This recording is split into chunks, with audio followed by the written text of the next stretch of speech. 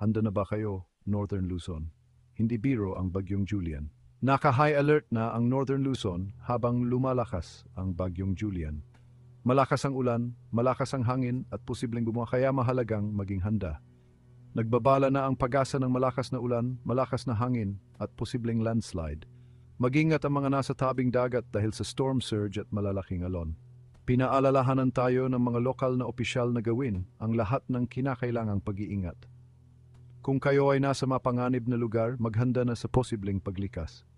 Siguraduhing ligtas ang inyong mga bahay, mag-stock ng mga pangangailangan at manatiling updated sa pinakahuling balita tungkol sa panahon.